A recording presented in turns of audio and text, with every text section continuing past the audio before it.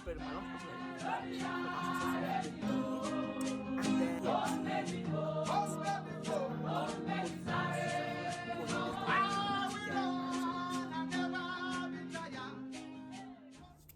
Hi guys, and welcome back to my channel. It has been a very long time since I uploaded. My last upload was literally before A-levels, and now I've literally finished A-levels. Results days happened, so I'm sorry for my little disappearance because I was going to vlog during A-level season, and then I actually tried recording, but I feel like all my clips were just messy, like it just wasn't working, so I ended up not uploading.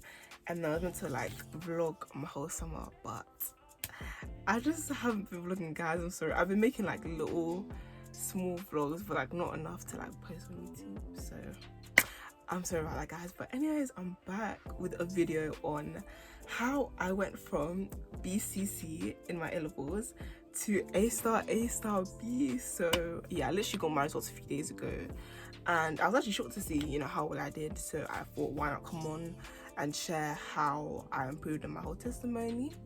So first I'll be talking about my whole journey, my experience in sixth form. Then I'll be moving on to specific tips for psychology, how I went from a B to an A star, and then specific tips of how I got from a C to an A star in RS.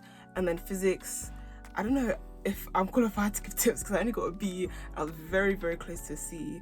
So I might just give a few tips about that, and so I'll put timestamps of where you might want to skip for each specific like part of the video. So yeah, let's just get started. So I'll start off with year 12. So in year 12, I was kind of like the average student for all of my subjects. So RS, I was kind of like maybe near the bottom of my class. I started off with a D, and then throughout year 12 I was improving, but not much, so I ended up getting a C in my year 12 mocks. And then psychology, throughout the year I was just okay, and then some tests I did get A's in, but then in my year 12 mocks I got a B. And then physics, I actually started off well. I got like an A or close to an A in my first test, but then at the end of the year I got a C. And yeah, I feel like I struggled mostly with RS and physics, as I did get a C in my end of years for those subjects in year 12. And it's not even the a thing where I wasn't studying hard. It was a thing where I was studying, like, I'd say just as hard as I was in year 13.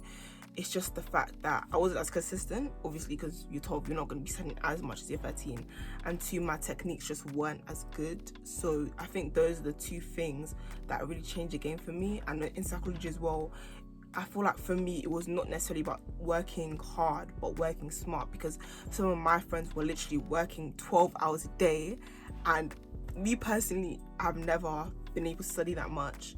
I've just tried to have, you know, since my year 12 mocks, I tried to have good revision techniques, effective revision techniques, and just get onto it, you know, instead of wasting time writing notes, etc.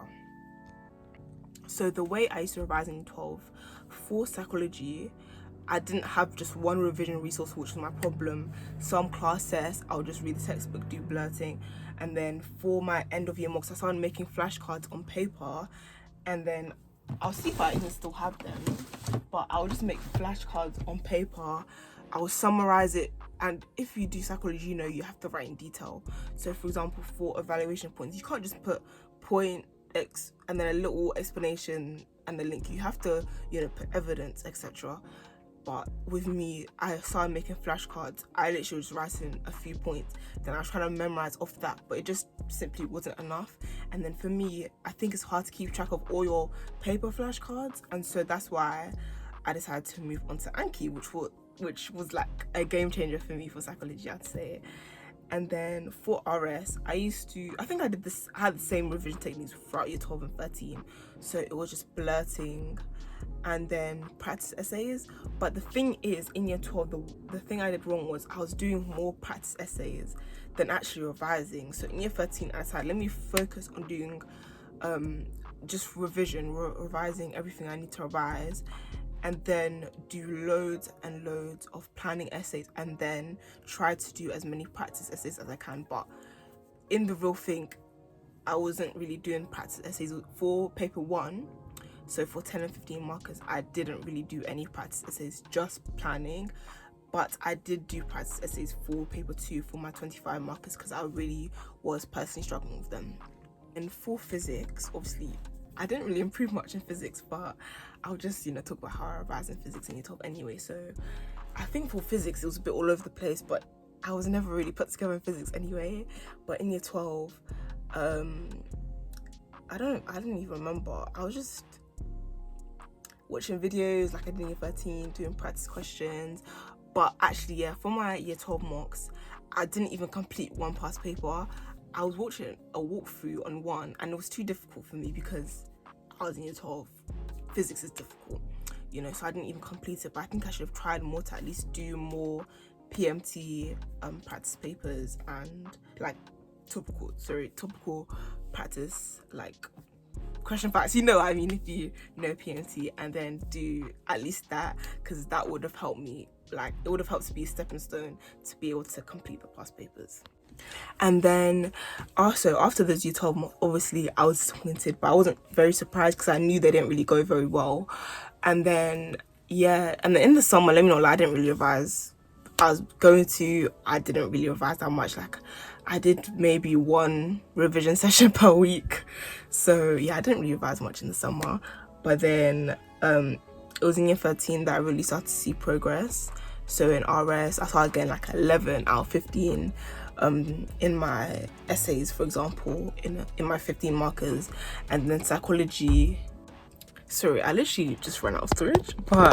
And then psychology, we didn't really have tests in year 13. I don't think we had any proper tests. Actually, yeah, we had a biopsychology test in September. I got like a B+, which was, pretty good. And then we had our mocks, which was when I really saw my improvement.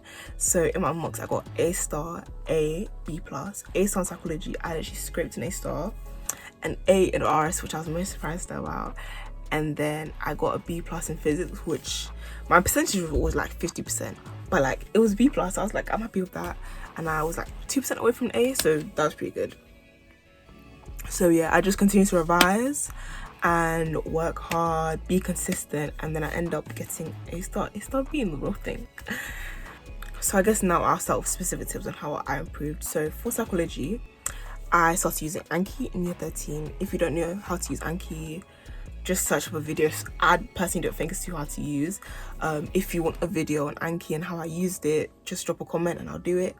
But yeah, I started using Anki. I literally had to make all my flashcards from scratch, but I really didn't mind because it was so effective, because like it uses spaced repetition so that you don't forget quickly.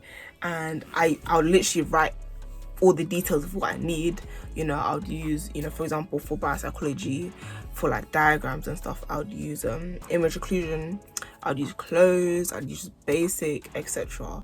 And for me, that really helped, and that was basically my only way of revising for psychology up till when I actually had my exams.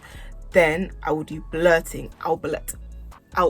My priority was to blurt what I don't really know. I'll blurt it until I can blurt all of the points I need to know. So for example, I'll blurt until I can like write down like at least 6 A01 points in enough detail for a 16 marker, and then 3 or 4 if I'm feeling cheeky, but 3 A03 points for evaluation, and write it in detail. And then I'll just blurt, but guys, sorry, but then I will try and just blur every single part of a topic I can for the exam. And then after, I'll try and do past papers, but I can't lie, I did run out of time for the real thing. I did past papers for paper 1, but paper 2 and 3, not really, because I just didn't have time. Especially paper 3 because it has a lot of content, and I was very, very shaky with 2 of the topics, schizophrenia and addiction.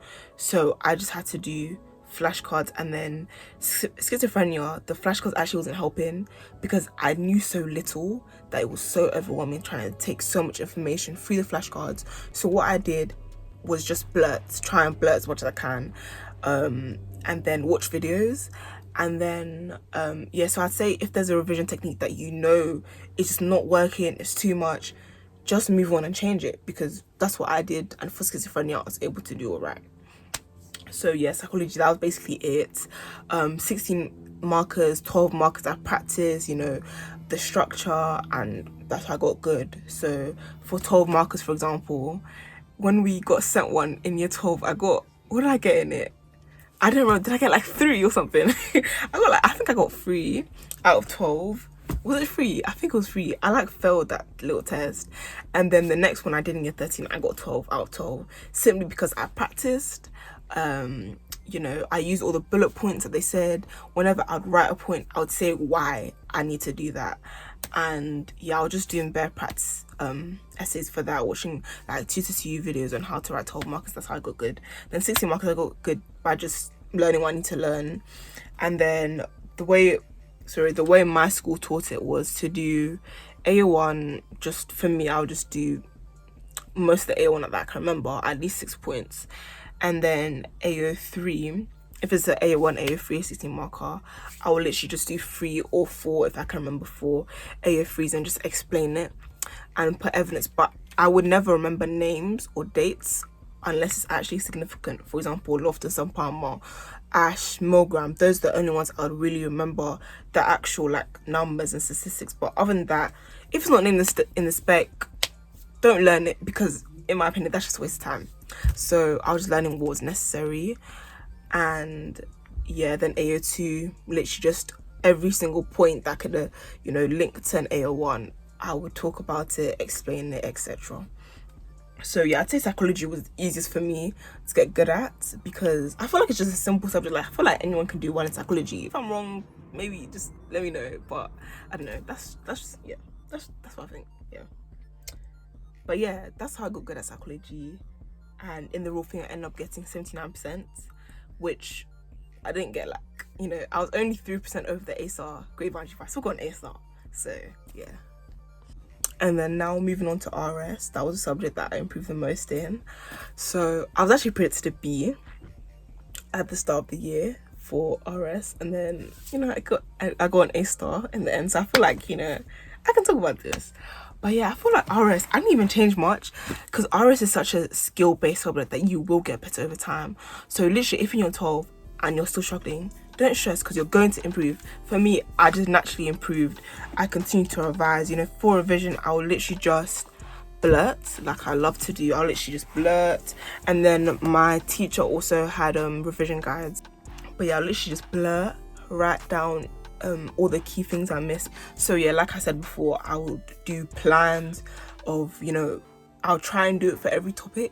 So, but I would focus on the topics that, you know, I was worst at. For example, I did in my mock, I got like 9 out of 15 on a 15 mark about virtue ethics. So I made sure for the real exam, I'm gonna write a bunch of plans for essays about virtue ethics. I think that really did help. And then I was doing practice essays, of course, that's, you know, what you do for any essay subject.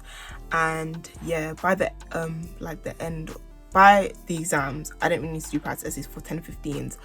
But let me not lie, I really was struggling with 25 markers, because I feel like my teachers just weren't the best at explaining. I was confused, you know, and my teachers kind of, they didn't help that much. Okay, I won't say that they won't help that much, but at my time of need in exam season, when I was really struggling, you know, they weren't answering quickly. Sometimes they wouldn't answer my emails at all, and I'll try to find them in school, I won't find them, you know, but it is what it is. But yeah, I just try my best to, you know, develop my essays well, you know, try and use the feedback. And literally 25 markers, my teacher wouldn't give me over an 18, but then in the real exam I got like 20 and 24. So I don't know if I was just really good in the exam or my teacher was really harsh markers. But yeah, I was just trying to, you know, do essays again and again, ask my friends. Had 2 friends that were so incredibly helpful for RS especially, but just in general, they'll give me a lot of support in my studies. So I'll just, you know, send them essays, and when they have time, they'll look at them for me, which was really helpful. And yeah, I think that's basically what I did for RS.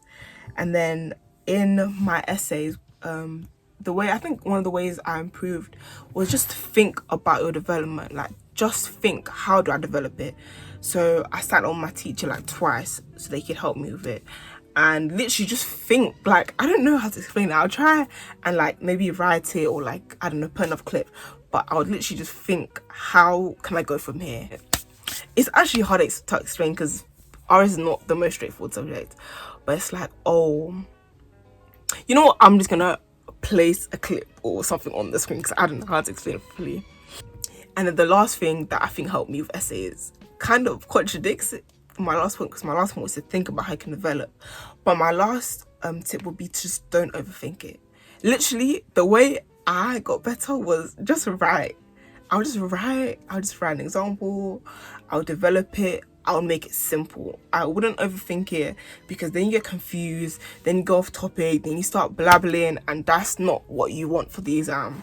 So literally, keep it simple, don't overthink it, and just try your best. And then for physics, I feel like I can't really help much because I was very, very close to getting a C in the real exam. But what I did do for physics, if you know anyone is willing to hear it, is I just, watch videos. There were some topics that I just didn't know at all, like puberty topics, I barely knew them. So before the real thing, I just was going through the textbook, trying to like summarize it very quickly in a few pages, then do the questions in the textbook if I can, and then just do PMT papers, like PMT packs, and then question papers, mark them, and yeah. And my revision schedule was just to revise until I feel tired, or revise until I finish my to-do list. So that's personal to anyone. I didn't have flora, because it's like you're seeing everyone do 10 hours. I didn't need to do 10 hours. I didn't want to do 10 hours. That would have stressed me out. So if you find yourself comparing yourself to other people on flora all the time in a negative way rather than a positive way, I'd say just delete it, because just like, you don't have to look at other people and be like, oh, they're doing this much. Like, just be your own person and revise as much as you need to, because not everyone is the same. Some people in RS might have needed a lot more revision than me, and psychology as well. And then yeah, for revision, on school days, basically, I would usually try and stay in school till 6, because it took me 1.5 hours to get to school. It was a very, very long journey with loads of walking, hills. It was very tiring. So I would stay till school till 6, which is when my school would end. Then I'll go home, and then I'll basically rest for the evening. There were sometimes where I tried to do work when I get home, but I never would. So yeah, and then just work through a free periods. I don't work through every single free period, especially if I felt burnt out. I'll just chill, but I would try, and work. And I would always be in the library. Like, I would never be in the common room, because I would never get work done there. So I'd always go to the library, and then I would always have friends who would try and push me to revision if I wasn't. So I feel like your environment really matters. Like, for example, I said the 2 friends that helped me with RS, like, before the A-level study season, we would do study calls, we'll motivate each other, we'll send each other Bible verses, pray for each other. So yeah, I think everyone should have people like that they can encourage, and that can encourage them as well. And then on top of that, my brother was really strict to me. So if he knew I needed to do more revising, if I was tired and being lazy, he would always be on my back, which was really annoying at the time, but it paid off. So I'd say, get a family member to do that for you, I guess. And then another general tip is bombard your teachers with questions, because it's your learning, you're the priority here. So don't care if you're bothering them. It's their job. If it's in free periods, it's at lunchtime, bombard them with your questions, or else you won't get helped, because teachers are the best people to help you.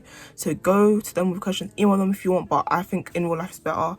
Just ask them what questions you need, and it will generally help you. And like, that's how I built a better relationship with my teachers as well. So if you don't be scared, give them practice essays to mark. It's their job, so they'll have to do it. If they don't do it, check up on them to get your essays back. I feel like my teacher was kind of bad with that, wouldn't give my essays back sometimes. Like, one of my teachers never gave any of my essays back. But if you have a teacher like that, go to the other teacher, etc. And then last but not least, I'd say this is the most important tip, but to keep God first, because I feel like God is the one that allowed me to get my results. So, during year 13, no matter how busy I was, I'll take time to pray, read my Bible, to worship. I'll try and worship every day, but mostly pray and read my Bible. I also go to church every single week, and then revise afterwards. Even in exam season, like, I I was revising on Sundays, but like not really. But yeah, literally just keep God first. I fasted and prayed before mocks and before my real exams. Before mocks for 3 days, before exam for 4 days. But whatever fast and pray you do, if your heart is in it, God will answer your prayers, you know, according to his will.